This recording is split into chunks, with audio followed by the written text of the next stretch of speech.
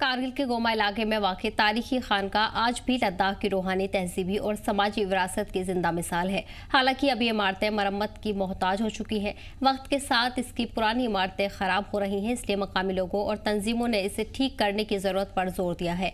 वादियों की सर्दियों के बाद भी इसकी अहमियत कम नहीं हुई है। 14वीं सदी में जब सूफिज़म लद्दाख पहुँचा तो मीर सैयद अली हमदानी, सैयद मोहम्मद नूर बख्श, मीर शमशुद्दीन इराकी और सैयद तोसी जैसे बुजुर्गों की तामील से इस इलाके में इस्लाम फैला।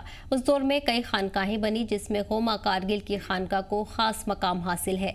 फारसी और तिब्बती तामीरात के असरात लिए ये खानका सिर्फ इबादतगाह नहीं बल्कि समाजी और फैसला कुन मरकज़ भी मानी जाती है। माना जाता है कि इसकी दीवारों का एक हिस्सा खुद ब खुद रातों रात बना, जो आज भी लोगों के दिलों में एक रूहानी असर रखता है। ईद उल अज़हा के मौके पर आज भी तमाम मोहल्लों के लोग यहाँ जमा होते हैं। कुर्बानी का गोश्त बराबरी से हर घर और गोमा कारगिल के सैयद खानदानों में तकसीम किया जाता है, जो इत्तेहाद और कारोबार की नायब मिसाल है। Himalayan culture heritage foundation Kargil chapter के कन्वीनर और सीनियर जर्नलिस्ट इनायत अली शोटोबा ने इस खानका को संजोने की अपील की। उन्होंने कहा कि यह हमारी तहजीब और तारीख की पहचान है और इसे बचाना हमारी नस्लों का हक है। गोमा कारगिल के एक खानका में मौजूद हूँ, जो काफ़ी वक्त से यहाँ पे मौजूद है और जिसमें बहुत सारे लोग अपनी मन्नतों को लेकर यहाँ पे आते हैं और कहा यह जाता है कि लोगों की मन्नतें भी इस में आके पूरी होती हैं।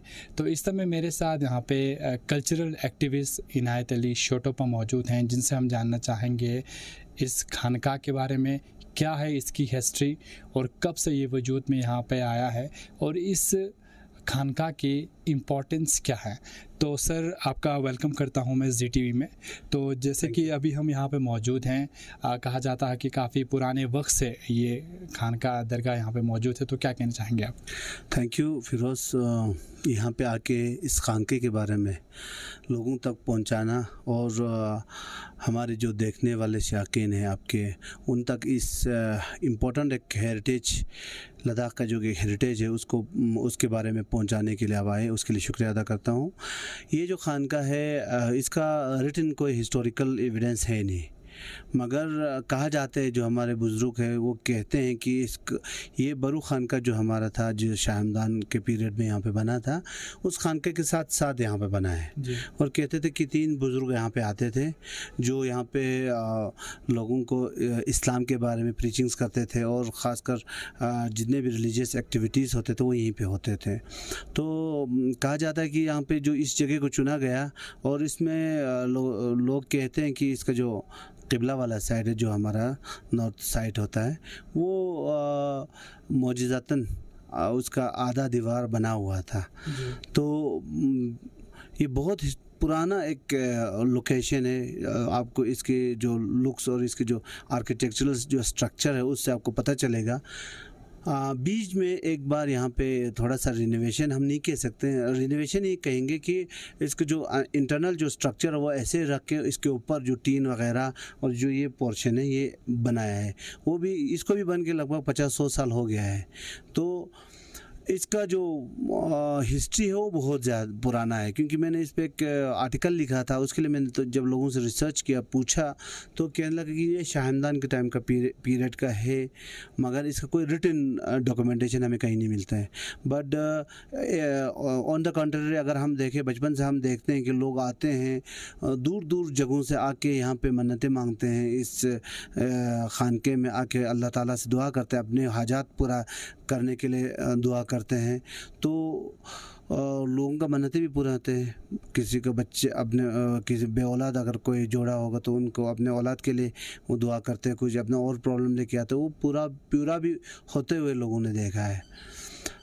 मगर अब हम कल्चरल, अगर इसको पॉइंट हेरिटेज की अगर हम एक साइड से देखें तो पूरे लद्दाख में हिस्टोरिकल, मतलब एक खानका इसी पुराने स्ट्रक्चर में सिर्फ कारगिल में इसी जगह मौजूद है। पूरे लद्दाख में आपको तुर्तुक में भी नहीं मिलेगा, आपको कहीं भी जाओ आप नहीं मिलेगा, क्योंकि बरू में एक था, उसको अभी लोगों ने रिपेयर करके सीमेंट का वो एक स्ट्रक्चर बनाया है।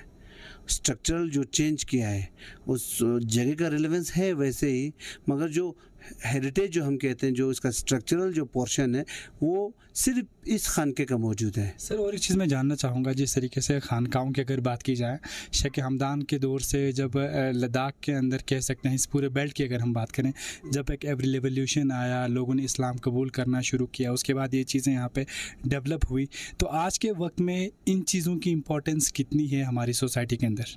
आज भी लोग आते हैं, आपने अभी देखा होगा अंदर, तो लोग अपना मन्नत पूरा करने के लिए यहाँ पे आके अपना मन्नत मांगते हैं। तो जो भी अपना वैल्यूबल चीज़ है वो यहाँ चढ़ा के जाते हैं। जो 3 स्टिक्स यहाँ पे हैं वो कहते हैं वो जो पीर बुजुर्ग जो थे उनके स्टिक्स हैं, जो कि हमारे यहाँ कहीं भी ऐसा लकड़ी हमें देखने को नहीं मिलता है, और ये बरसों से यहाँ पे है, मतलब बाप दादा के ज़माने से यहाँ पे है, अवेलेबल है। खानके का जो सिस्टम है वो नूरबख्श जो सेक्ट है इस्लाम के, उनके जो मानने वाले नूरबख्शिया जो है वो बनाते हैं खानका, जो भी है, मतलब सॉर्ट ऑफ हम कहेंगे मस्जिद जैसा ही है। आज तो इसको हम हमारे यहाँ गोमा करगिल और करगिल टाउन में इसको खानका मस्जिद कहते हैं। अब इस चीज़ का इम्पोर्टेंस कितना इम्पोर्टेंट होगा अब ये देख सकते हैं कि करगिल टाउन जो है ये हमारे शिरक से जो है, हम जहाँ से हमारा चुंगी शुरू होता है, नो एंट्री, वहाँ से लेकर चंगचिक जो हमारा जो अभी बस स्टैंड है वहाँ तक पूरा एरिया, जिसमें हमारा आता है शिरक से काको शिरक से हमारा 10 डेथंग आता है, हमारा बल्टी बाज़ार आता है, हमारा चांचिक आता है, हमारा आबागरुंग आता है, हमारा लंगकोर आता है, हमारा गोमा करगिल आता है, पिशु आता है हमारा। ये सब एरिया को मिल के उस टाइम पे करगिल हुआ करता था, गोमा करगिल हुआ करता था। हाँ, करगिल हुआ करता था। तो गोमा करगिल इस जगह को कहते हैं क्योंकि ये ऊपर है। और जो भी पहले ज़माने में इस एरिया का जो डिसीजन होता था, क्योंकि पानी का सोर्स एक ही है, तो मेन इरिगेशनल जो पानी डिस्ट्रीब्यूशन का, या हमारे यहाँ पहाड़ों में घास छोड़ने का एक टाइम होता था, घास लोग काटते नहीं थे, एक टाइम होता था उसमें, उस टाइम पे काटता, वो सब डिसीजन यहाँ पे होता था, डिसीजन मेकिंग सारा चीज़ यहीं पे होता था। आज भी कुर्बान जो होता है हमारा, जो कुर्बानी का जो ईद होता है, उस दिन जो भी कुर्बानी करते हैं लोग घर पे, उसको यहाँ पे आके ला के पूरे इलाके में हर मोहल्ले से लाते हैं, अभी भी ला के यहाँ पे ला के फिर नमाज़ पढ़ते हैं, नमाज़ पढ़ने के बाद यहाँ से ही डिस्ट्रीब्यूट होके जाते हैं। तो इस चीज़ का एक सेंट्रल इम्पोर्टेंस हमारे सोसाइटी में भी है। इससे पता चलता है कि ये कितना इम्पोर्टेंट जगह है, कितना इम्पोर्टेंट इसका हमारे ज़िंदगी में था पहले से और अभी भी है। तो नाज़रीन, इस वक्त हम यहाँ पे खानकाओं की बात कर रहे हैं, स्पेशली लद्दाख के, और लद्दाख के अंदर ये काफ़ी पुराना खानका है। तो क्या एडमिनिस्ट्रेशन की तरफ से रेनोवेशन की अगर हम बात की जाए, बात करें इन्हें सब, क्योंकि काफ़ी पुराना है, स्ट्रक्चर काफ़ी पुराना है, इसके रेनोवेशन के हवाले से क्या कभी एडमिनिस्ट्रेशन से कुछ बात हुई है कि इसको फर्दर आगे किस तरीके से हम डेवलप कर सकते हैं इस तरह की चीज़ों को लद्दाख के अंदर? जी, इसका हमने डिमांड किया था। यहाँ पे हमने पिछले कई सालों से हम यहाँ पे वर्ल्ड हेरिटेज डे मनाते आ रहे हैं। जो करगिल में वर्ल्ड हेरिटेज डे जो मनाना शुरू किया था वो मेरा एक इनिशिएटिव था और यहीं से शुरू हुआ था। तो उस टाइम पे भी हमने डिमांड रखा था कि इस चीज़ का एक फेसलिफ्ट होना चाहिए। फेसलिफ्ट इन द सेंस ये नहीं कि हम इसको मिटाएंगे, नहीं, कि इसका प्रोटेक्शन हो, थोड़ा इसको और इसका ये अट्रैक्टिव लगे और इसको फेसलिफ्ट करे। यहाँ से कुछ आइडियाज़ हमने दिया है। तो हमारे जो करगिल के टाउन के काउंसलर है हाजी अब्बास साहब, उन्होंने रिसेंटली यहाँ पे हमने फिर वर्ल्ड हेरिटेज डे जब प्रोग्राम किया था, उस टाइम उन्होंने कहा कि वो प्रोजेक्ट अप्रूव हुआ है करगिल डेवलपमेंट प्रोजेक्ट के अंदर। शायद इसमें 1-2 करोड़ यहाँ पे सेंक्शन हुआ है। अभी पता नहीं किस तरह वो लोग कर रहे हैं। वहाँ जो भी होगा मतलब हमारे कंसल्टेशन के साथ ही होगा। जो एक्सपर्ट्स है कल्चरल हेरिटेज रेनोवेशन में, जो कल एक्सपर्ट्स होते हैं उनके कंसल्टेशन में ही होगा करके उन्होंने वादा भी किया, सीसी साहब ने वादा किया है।